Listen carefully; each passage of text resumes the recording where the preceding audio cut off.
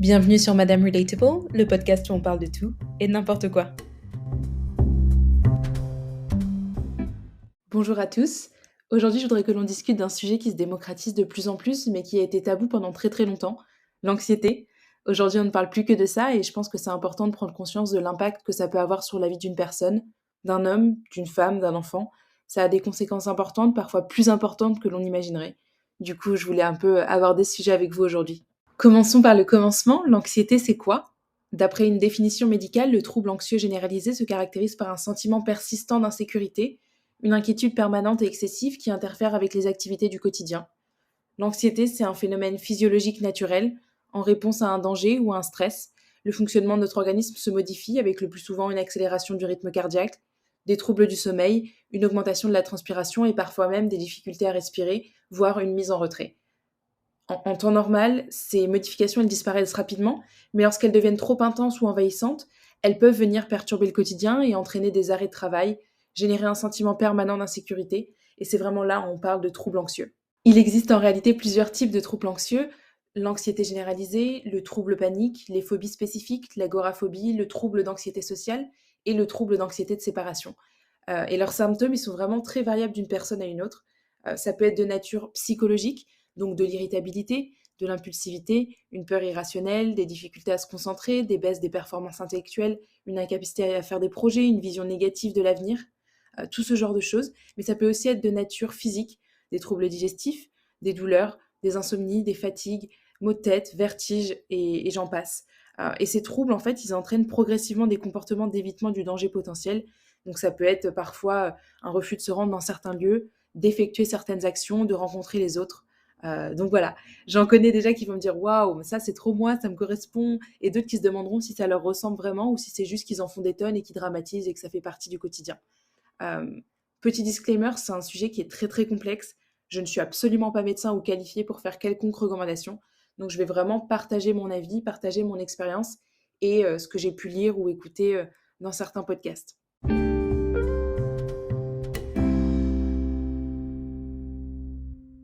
Avant de rentrer dans le vif du sujet, je voulais quand même mentionner quelques faits et statistiques concernant l'anxiété. Donc, je me suis basée sur une étude américaine. Et pour vous donner une idée, le trouble de l'anxiété générale, ça touche environ 3% de la population américaine, dont 43,2% qui se font soigner, donc moins de la moitié. Et les femmes sont en général 2 fois plus touchées. Les troubles paniques, eux, affectent environ 6 millions d'adultes aux États-Unis, soit 2,7% de la population. Le trouble de l'anxiété sociale, ça affecte 15 millions d'adultes aux États-Unis, soit 7,1% de la population américaine. Les phobies spécifiques, 19,3 millions d'adultes, soit 9,1% de la population américaine. Et tout ce qui est trouble obsessionnel compulsif, ça c'est moi, ça affecte 2,5 millions d'adultes, soit 1,2% de la population. Et ensuite, bien évidemment, on a tout ce qui est stress post-traumatique qui affecte là 7,7 millions d'adultes, c'est énorme. Donc soit 3,6% de la population américaine. Et les femmes, il faut savoir qu'elles sont 5 fois plus touchées par le stress post-traumatique, 3 fois plus touchées par les troubles obsessifs compulsifs. Et voilà, c'est énorme, c'est énorme. Il faudrait que je me renseigne sur la data en France. J'espère qu'on est mieux lotis, mais pas sûr. Les gens anxieux, pour moi, c'est des personnes qui sont ultra intelligentes, qui paraissent parfois ultra sociables, ultra connectées au monde qui les entoure, alors qu'en fait, c'est juste une façade. Ils font en sorte d'être occupés constamment pour pas avoir à gérer cette partie un peu sombre et angoissante d'eux-mêmes. Et puis, pour certains profils, c'est visible. On le voit directement sur eux, ils ont des mimiques, des gestuels qui font que ça se ressent. Et j'ai écouté un podcast cette semaine qui disait que l'anxiété, c'était juste la peur du futur. Et sur le moment, je me suis dit, bah non, c'est pas vrai. Pour moi, c'est vachement lié au passé, à ce qui m'est arrivé avant.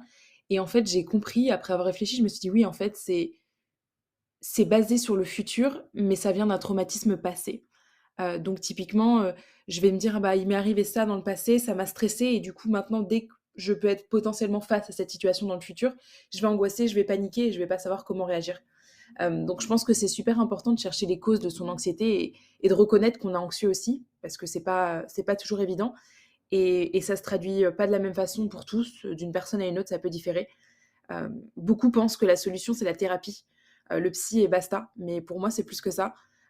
L'anxiété, je pense que sincèrement que c'est corporel aussi et parfois si tu arrives à reconnaître tes causes, tes symptômes et gérer cette partie corporelle du traumatisme, alors là, tu pourras régler, ta problématique Et la plupart des gens, ils gèrent juste l'aspect un peu psychologique. Et c'est pour ça qu'il y a des gens qui vont en thérapie toute leur vie et qui sont encore déprimés à 75 ans, puisque bah, ils ont rien réglé et ils ont passé leur temps à parler à quelqu'un. Et loin de moi le fait de dénigrer l'aspect psychologique, je pense que c'est ultra, ultra important d'être ouvert, de discuter, de partager son point de vue et d'oser, même que ce soit un psychologue, à des amis, vraiment de s'ouvrir et de mettre les choses et de les dire à voix haute. Mais je pense aussi qu'il y a une partie corporelle qu'on ignore bien, bien trop souvent et que les deux vont l'un avec l'autre. Donc s'il y a des personnes qui font des études en psychologie ou même des psychologues qui nous écoutent, je serais curieuse d'avoir votre point de vue sur le sujet et savoir comment vous, vous abordez la question.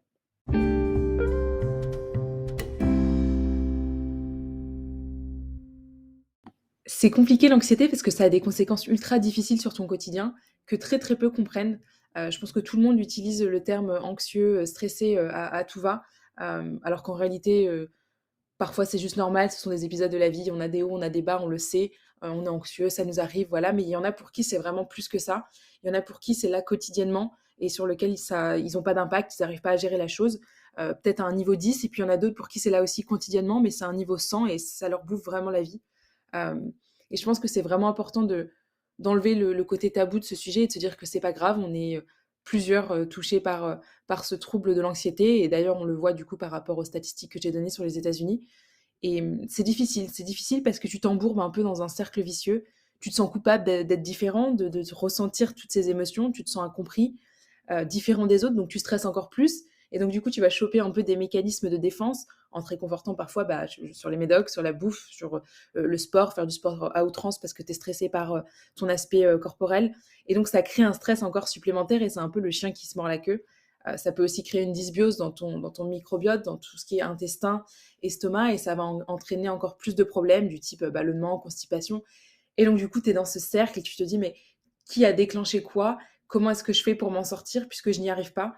Hem, mais pour moi, il y a des solutions, et c'est vraiment il faut vraiment avoir envie de s'en sortir et je sais que ça paraît ridicule comme ça parce qu'on se dit toujours: «Bah, forcément tout le monde a envie de s'en sortir, personne ne kiffe rester, dans l'anxiété». Mais je pense aussi que parfois on a juste peur de prendre ses 1ers pas et de faire ses premiers pas et de se dire: «OK, bah, là j'y vais, même si je dois sortir de ma zone de confort, il va falloir que je prenne les choses en main parce qu'aujourd'hui j'ai 25 ans et ça me bouffe trop la vie, alors qu'est-ce que ce sera à 40, 50, 60 ans?» Donc voilà, donc là du coup, j'ai envie d'aborder avec vous un peu, les potentielles solutions, les potentiels, cheminements à prendre pour, bah, gérer cette anxiété et savoir comment y remédier. Bon, ces solutions, elles vont vous énerver, je pense, vous agacer, parce que ça paraît trop simple, parce que vous allez vous dire que j'ai pas inventé l'eau chaude et que si c'était aussi simple, bah, tout le monde le ferait et tout le monde serait guéri. Mais je pense que c'est important de souligner leur importance et de commencer par des choses qui sont «faciles» entre guillemets. Donc la première, c'est vraiment de se dire, pourquoi? Pourquoi est-ce que je ressens, ce que je ressens actuellement? D'où est-ce que ça vient? Est-ce que c'est un traumatisme passé? Est-ce que c'est une angoisse, par rapport à quelque chose que je dois faire demain ou dans 10 jours? Vraiment, d'où est-ce que ça vient? Et comprendre un peu. Comprendre et réaliser que vous êtes dans un espace où vous êtes en sécurité. Donc par exemple, je sais que quand il y a des personnes qui souffrent d'anxiété la nuit, c'est parce qu'elles sont anxieuses de quelque chose qui va se passer potentiellement dans 2 semaines ou parce qu'elles ont un oral ou parce qu'elles doivent prendre l'avion et que, bah, ça les stresse, les trajets. Mais dites-vous, est-ce que là, tout de suite, à l'instant T, j'ai besoin de penser à ça? Est-ce que stresser va faire quelque chose, en fait? Est-ce que là, tout de suite, j'ai un impact sur ce fameux vol que je dois prendre dans 2 semaines? Non, tu ne peux rien y faire, donc du coup, pourquoi stresser? Alors vous allez me dire: «C'est plus facile à dire qu'à faire». Je confirme, moi la première, j'ai une bataille entre mon cerveau et ma raison. Mon cerveau, il est là, ça fuse, j'ai 15 000 pensées et je stresse et de l'autre côté, je me dis: «Mais ça va pas ou quoi? Enfin, dors, dors, tu peux rien faire, dors, c'est ridicule». Et pour autant, voilà, j'ai l'impression que j'arrive pas à gérer, mes émotions sur le moment. Mais donc l'astuce ici, c'est de se dire: «OK, là, à l'heure actuelle, je me sens en sécurité. Je vais prendre une grande inspiration, je suis dans mon lit, je ne peux rien faire, il va rien m'arriver, je suis en sécurité» et c'est vraiment connecter, en gros, cette sensation avec vos pensées et vous dire: «Bah, voilà, votre pensée, c'est: "Je suis en sécurité"» et peut-être que vous avez un nœud dans l'estomac et vous vous dites: «OK, OK, là, c'est ridicule ce que je suis en train de faire, il faut vraiment que je prenne du recul, que je souffle un moment et que je comprenne qu'il va rien se passer, que je suis en sécurité». Voilà, je sais que c'est un peu fouillis, c'est un peu complexe, et que c'est très délicat et vous allez vous me dire: «Oh là là, mais stop, tu es en train de t'enfoncer». Mais je pense que c'est ultra important de connecter ce ressenti avec cette pensée, positive Et du coup, ça m'amène au deuxième point qui est, de pratiquer un peu, cet état de concentration, ces respirations profondes. Vraiment prendre une inspiration et vous dire: «OK, je vais arrêter de penser à ça parce que la solution actuellement, elle est pas dans ma tête». Plus vous allez vous focaliser sur ces pensées qui ruminent, dans votre cerveau, pire ça sera. Et ça, c'est tellement, tellement difficile, donc il va falloir trouver des petites astuces pour éviter du coup de réfléchir et calmer un peu cet état, nerveux et cet état de stress. Et pour ça, il faut changer d'état, il faut changer, votre corps et potentiellement, bon, si c'est la nuit, bouger, c'est pas trop la solution, mais si c'est en journée, si vous pouvez aller prendre faire une marche, je sais pas moi, promener votre chien, aller courir, peu importe, prendre une pause, trouver quelque chose, trouver une façon de vous changer, vos pensées, changer l'état d'esprit. Et la nuit, par exemple, ce serait, plutôt, de la méditation ou une musique douce ou quelque chose qui va vous bercer et vous faire, vous focaliser sur un son, une image, quelque chose, dans votre tête. Et je sais qu'il y a une méthode qui est utilisée notamment pour, tout ce qui est, crise de panique et c'est la méthode, des 5 sens. Et vous devez en gros, bon, vous fermez les yeux, vous ouvrez les yeux, peu importe et vous devez dire, une chose que vous voyez, une chose que vous sentez, une chose que vous entendez et cetera et cetera.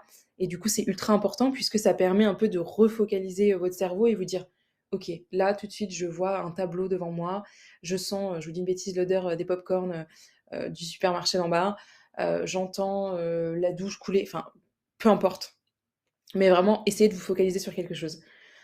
3 solution, aromathérapie. On n'en parle, pas assez, mais les plantes ultra importantes, qu'elles soient, consommées ou, juste en termes de senteur, d'odeur, le basilic, la bergamote, la sauge, le jasmin, la lavande, le néroli, la rose, le thym, tout ça, c'est des plantes qui sont reconnues pour apaiser et pour enlever un peu cet état de stress. Ça nous fait du bien au moral, ça nous fait du bien, au corps, puisque ça vient générer un peu nos sens et générer des sensations, rappeler peut-être des souvenirs heureux. Donc voilà, ultra, ultra important, l'aromathérapie, je ne le soulignerai jamais assez. Ça peut être même une bougie qui sent bon si c'est quelque chose qui vous fait du bien. Mais voilà, trouver une odeur ou quelque chose qui vous rappelle, un bon souvenir.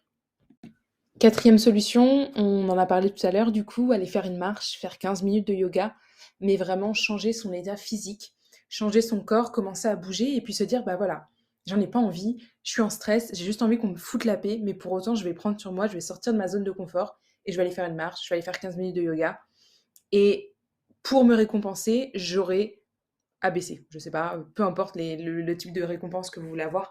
On évite peut-être la nourriture puisque je pense que ça peut entraîner, des mécanismes pas terribles, mais ça peut être par exemple, je sais pas moi, je vais m'accorder 10 minutes sur TikTok en plein milieu de ma journée, même si, techniquement je suis pas censée le faire parce que j'ai plein de boulot. Voilà, pas la meilleure des récompenses, mais je vous laisse trouver quelque chose qui vous corresponde à vous, où vous vous dites: «Bah OK, j'avais pas prévu ça, mais pour me récompenser, j'irai boire un verre avec une copine le soir, parce que je me suis bougée et parce que j'ai fait quelque chose pour arrêter cet état anxieux» et ce côté un peu récompense, c'est un peu comme le sport de façon générale. Des fois, on se dit: «Oh là là, il faut aller courir, j'ai pas envie, ça me gonfle, j'ai autre chose à faire, je préfère rester dans mon lit» et pour autant, quand vous avez couru vos 20 ou 30 minutes, vous vous dites: «Oh là là, mais je suis tellement fière de moi, je suis tellement contente» et pour vous, c'est presque déjà une récompense, mais des fois, du coup, vous allez vous récompenser en plus de ça avec autre chose en vous disant: «Bah OK, bah du coup, j'ai bien mérité ma petite part de pizza ce soir». Hem, donc voilà, quelque chose qui fait que vous allez bouger et puis associer vraiment ce changement d'état physique par, bouger et par se récompenser par la suite. 5e solution, écrire ses pensées. Alors là, vous allez me dire: «Oh là là, elle a câblé la nana», heu, mais écrire ses pensées, c'est ultra important et ultra thérapeutique, je pense. Ça peut être tout simplement faire une liste de des choses qui vont, des choses qui ne vont pas. Parce que parfois, on a tendance un peu à trop ruminer et à se dire: «Oh là là, c'est la fin du monde, je vais mourir, je me sens stressée, j'arrive plus à respirer, aidez-moi, aidez-moi, aidez-moi» et puis, quand vous écrivez sur le papier, vous dites: «Mais en fait, il y a rien là. En fait, je suis en train d'écrire sur le papier, dans la colonne de ce qui va pas, que, je me suis cassé un ongle hier, que mon frigo il a lâché et que j'ai un trajet à faire en train de 6 heures la semaine prochaine et que ça me stresse parce que j'ai la flemme et qu'il faut que je fasse ma valise» et là, vous vous rendez compte, vous vous dites que, bah, il y a plus grave dans la vie, c'est pas grave et OK, bah, la valise s'il faut et que ça si ça me stresse, je vais la faire maintenant, comme ça on n'en parle plus et voilà, essayer un petit peu de prendre du recul et de relativiser et moi, ce que j'aime bien faire, c'est d'écrire les choses pour lesquelles je suis, reconnaissante, que ce soit au début de ma journée ou à la fin de ma journée, bah, je vais me dire: «Bah, je suis reconnaissante, je sais pas moi, pour mon job, mes amis, ma voisine, peu importe, mon corps, ma santé, ce dont vous êtes reconnaissant, vous pouvez l'écrire soit le matin, soit le soir, peu importe. Si c'est le soir, vous pouvez dire bah, je suis reconnaissant puisque dans la journée il m'est arrivé ABC. Et si c'est le matin, vous pouvez parler de façon plus globale. Je suis reconnaissante de vivre dans un super appart parisien, ou je suis reconnaissante d'avoir pu voyager il y a 2 mois avec ma sœur. Enfin voilà, vraiment tout et n'importe quoi, ce qui vous passe par la tête. Mais le but c'est vraiment de vous libérer et de lâcher prise, surtout si vous avez du mal à parler à quelqu'un et à vous ouvrir. Bah, faites-le avec un journal, ce sera beaucoup beaucoup plus simple. 6e solution, créer une routine de sommeil. Je sais que ça aussi, c'est ultra compliqué et je sais pas vous, mais moi, je suis addict, à TikTok plus qu'Instagram ou autre réseau social. TikTok, c'est horrible parce que tu y vas à 22h30, tu peux être sûr qu'à 00:30, tu es encore dessus.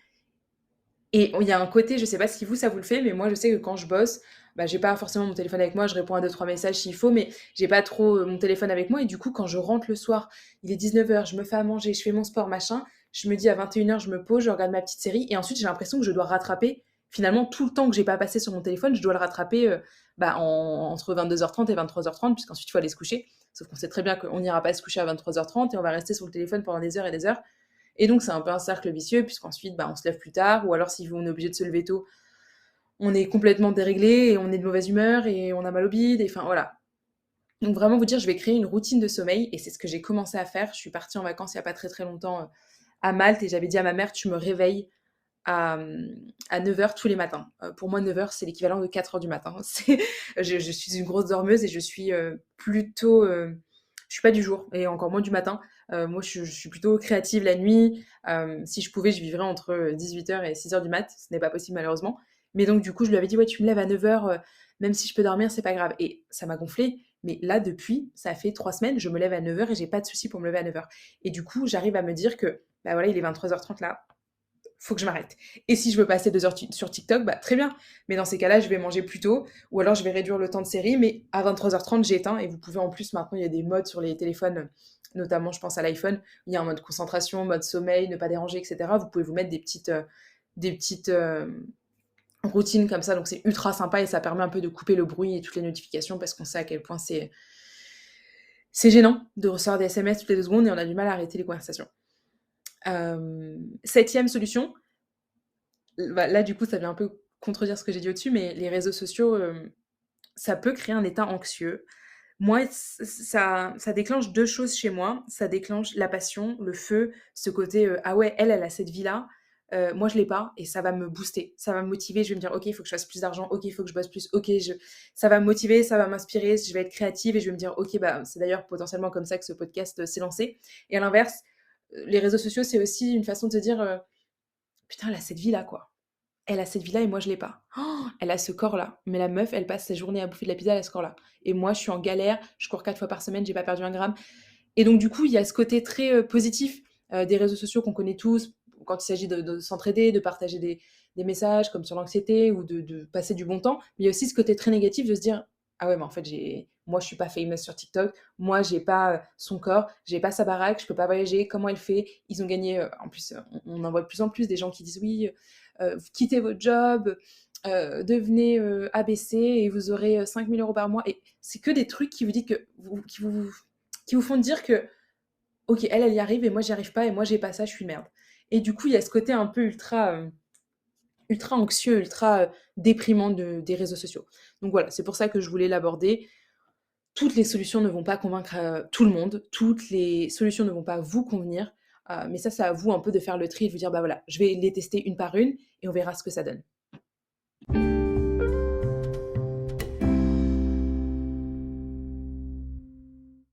Bon, on a fait une petite pause. Je voudrais mentionner 8 stratégies pour réussir à gérer cette anxiété sur le long terme. Là, ce qu'on a vu avant, c'était plutôt du court terme.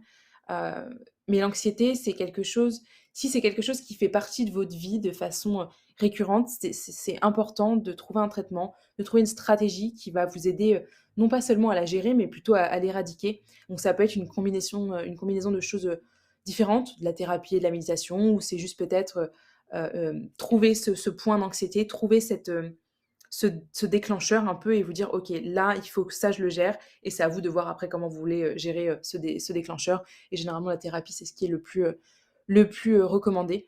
Donc pour ça, je vous recommande vivement de prendre un rendez-vous avec votre médecin généraliste en premier lieu et ensuite, pourquoi pas, un thérapeute et ça peut être, ça peut être de l'hypnose, ça peut être, un magnétiseur, ça peut être un thérapeute, ce que vous voulez, ce avec quoi vous êtes le plus confortable, ça peut être de l'acupuncture, mais vraiment vous dire: «OK, je vais me faire du bien à moi-même et il est temps que je sorte de ce cercle vicieux». Donc la première du coup, c'est vraiment de se dire: «Je vais identifier et je vais apprendre à gérer ces déclencheurs» et des déclencheurs, c'est pas forcément des situations alarmantes, du quotidien ou même des situations alarmantes du type: «Ouh là, bah, là, il faut que je saute d'un je fasse un saut en parachute, quoi». Non, des déclencheurs, ça peut être, votre situation financière qui vous stresse, constamment, le boulot, mais ça peut être aussi la nourriture. L'alcool, si vous savez, si vous avez déjà remarqué que l'alcool ou le sucre, par exemple, a un effet un peu, déclencheur. Moi, je sais que ça me le fait, l'alcool et le sucre, c'est un truc qui directement, mais c'est contre ma volonté. C'est-à-dire que moi, je suis là, je m'amuse, mais directement, mon corps va dire: «Ouh là, on kiffe pas du tout, là, on est en train de paniquer» et ton corps, il shut down et toi, tu es en panique et du coup, tu es pas bien et du coup, tu te crispes et tu stresses encore plus et tu sais que tu vas pas arriver à dormir et voilà. Et là, du coup, on enchaîne, on rumine et c'est une catastrophe. Donc identifier et gérer, ces déclencheurs si, ce sont des petites choses du genre, voilà, le boulot, l'alcool, le sucre et cetera. La deuxième solution, c'est la thérapie cognitivo-comportementale, la TCC. Donc, c'est un type de traitement psychothérapeutique qui aide les personnes à apprendre, à identifier et à modifier les schémas de pensée destructeurs ou dérangeants qui ont une influence négative sur le comportement et les émotions. Donc là, l'objectif, c'est vraiment de faire appel à un thérapeute qui peut vous aider à développer, des façons de changer, ces schémas, de pensée négatifs et ces comportements, du coup, qui y sont, associés. 3e solution, sociabiliser. Socialiser ou sociabiliser? J'ai toujours un bug. J'ai toujours un bug, mais sociabiliser, c'est mon dernier mot, Jean-Pierre. Sociabiliser, c'est ultra important parce que ça peut vous soulager de ce stress, ça peut vous détendre tout simplement et ça va aussi encourager des sentiments, positifs, des émotions positives. Quand on est avec nos amis, quand on sort, quand on est, avec un groupe, on a tendance à plus rire, on a tendance à avoir ce sentiment d'appartenance qui est plus important et puis du coup, ça va venir, un peu décroître, cet aspect, de solitude qu'on peut parfois ressentir quand, on est dans un état anxieux. Et ça, c'est quelque chose qui est ultra important et je sais que c'est difficile, notamment si vous êtes comme moi, vous avez un peu cette sensation de vous dire que: «Oh là là, là ça va pas, j'ai envie de voir personne en fait, j'ai juste envie c'est d'être chez moi tranquille» et OK, très bien, je l'entends. Moi, je fais partie de ces gens où j'ai besoin de me recharger en étant seule, même si je suis ultra ouverte, ultra sociable, j'aime bien faire beaucoup de choses, j'ai besoin de me recharger, d'être seule chez moi, c'est quelque chose qui est ultra important. Il y en a beaucoup qui ne le comprendront pas et c'est pas grave. C'est pas que vous êtes anormal, c'est juste que il y a des introvertis et des extravertis, c'est comme ça, c'est la vie. Mais donc quand même de faire cette, distinction entre j'ai envie de passer du moment seul et là tout de suite, OK, ce serait cool d'aller voir mes potes, mais j'ai la flemme et donc du coup vous dire que bon, c'est pas grave, on fait un effort, encore une fois, on sort de sa zone de confort. Je vais sortir, je vais aller voir du monde et vous allez voir que généralement ça va mieux après et ça vous fait, penser à autre chose et au pire des cas, même si ça ne va pas sur le moment, vous pouvez discuter et ça c'est plutôt top. La 6e solution, c'est tout ce qui est complément alimentaire et changement d'alimentation. Donc là encore, je ne suis pas médecin, bien évidemment, vous en parlez à votre médecin d'abord, vous lui demandez son avis et surtout si vous êtes sous médicaments. Mais tout ce qui est camomille, safran, ashwagandha, le thé vert, les oméga 3, donc on va retrouver dans les noix, dans l'huile de colza, dans les poissons gras comme le saumon, le thon, le maquereau, le hareng, la sardine, l'anchois, et cetera. Tout ce qui est acide gras, c'est ultra bon, la valériane, le magnésium, la vitamine D, la vitamine C et tout ce qui est, adaptogène comme la rhodiola par exemple ou encore le CBD. Moi perso le CBD ça ne fonctionne pas, mais toutes ces choses-là, c'est des petites choses qui au quotidien sont très faciles à mettre en place et qui peuvent venir, vous aider puisque parfois cet état anxieux en fait, il vient pas forcément de vos pensées, mais c'est juste votre corps qui manque de quelque chose, qui manque de fer, qui manque de vitamine D et on le sait la vitamine D c'est un des trucs, les 3 quarts de la population en manque. Donc c'est ultra, ultra important de faire des petits check-up de temps en temps et de regarder un peu ce qui nous manque en termes de vitamines. Voilà, bien évidemment, il faut rester conscient que ça peut prendre quelques mois pour que votre corps réussisse un peu à ingérer tout ça et qu'il remonte les taux de vitamine D, de vitamine C, en tout cas les vitamines dans lesquelles vous étiez en déficience. La septième, du coup, non pas du tout la septième, c'est la quatrième solution, on en revient à ce que je disais tout à l'heure, c'est garder un esprit sain, un corps sain, manger des repas très, très équilibrés, avoir assez de sommeil, rester connecté aux gens qui vous entourent et pas juste rester et vivre dans un monde parallèle et un monde virtuel comme les réseaux sociaux, mais vraiment voilà, rester connecté à vous-même, manger équilibré. Je sais que pour certains ce sera compliqué, pour d'autres ce sera plus naturel. Là, il ne s'agit pas du tout de faire un régime, mais c'est juste de vous dire que dans la vie, on ne peut pas juste manger des pâtes, des pizzas et de la glace. même si vous êtes ultra mince et que ça vous pose aucun problème de santé, potentiellement sur le long terme, ce sera le cas. Donc vraiment faire un effort et trouver une solution. Il y en a pour qui ce sera, ils mangent bien toute la semaine et le week-end, ils se goinfrent. Si ça vous convient, si c'est quelque chose qui vous fait plaisir, pas de souci, allez-y. À l'inverse, il y en a d'autres qui se diront: «Bah non, moi j'ai besoin de ma petite pâtisserie, ma danette tous les jours, mais du coup je préfère faire attention un peu tous les jours et me faire plaisir en même temps tous les jours, plutôt que de me priver pendant 5 jours et me faire plaisir pendant 2 jours». Ça pareil, c'est propre à chacun et on n'oublie pas bien évidemment le sport et continuer de sortir, continuer de faire des choses qui nous font plaisir, faire de la peinture, aller faire de la poterie, aller s'acheter un croissant, peu importe. Et la dernière solution que je voulais mentionner, et là vous allez me hurler dessus, ce sont les douches froides. Mais est-ce qu'on ferait pas une petite pause avant ça?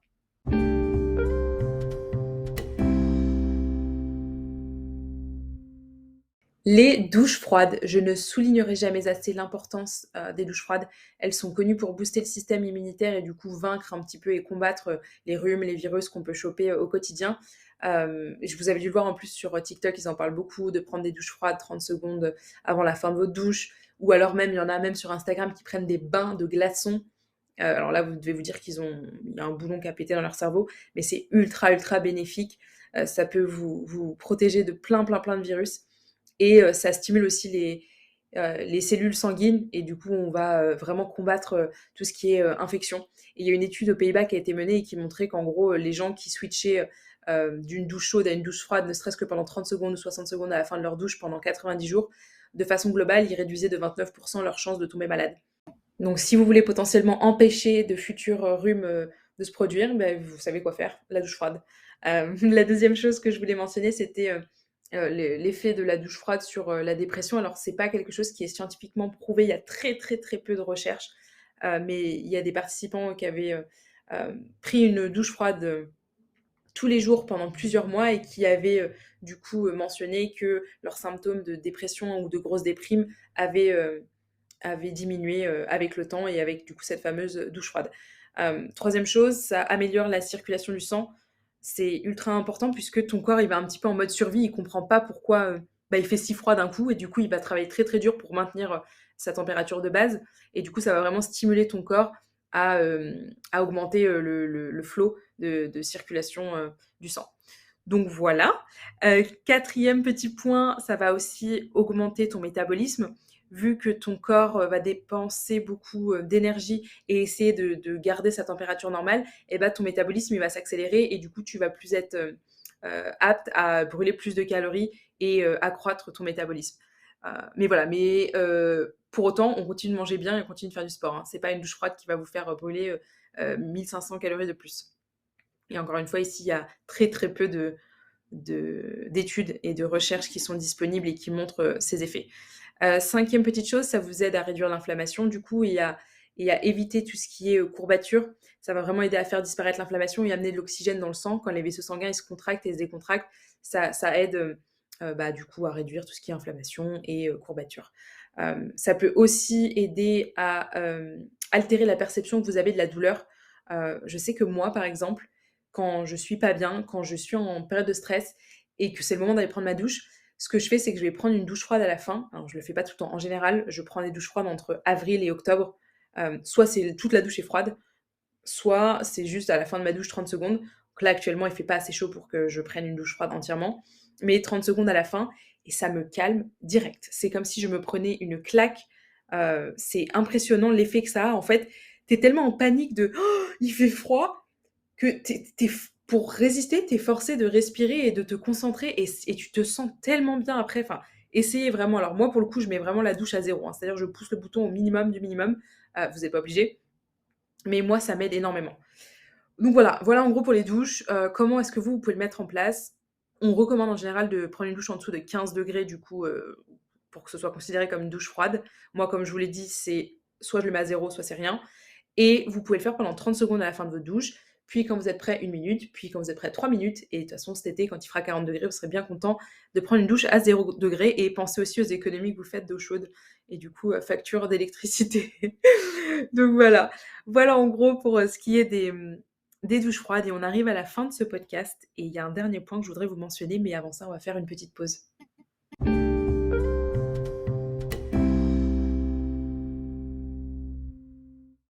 Je voudrais terminer ce podcast sur une note positive, sur de belles paroles. J'ai écouté un podcast la dernière fois, donc c'était un podcast anglais et la personne qui faisait ce podcast a sorti une phrase qui m'a beaucoup parlé. C'est en anglais, donc en français c'est beaucoup moins fun et ça paraît, presque ridicule. Mais en gros, ça disait que dans la vie, il y aura pas toujours de soleil et que si vous trouvez pas le soleil, quand vous vous réveillez, ce sera à vous d'être le soleil ce jour-là. Ce sera à vous de le créer.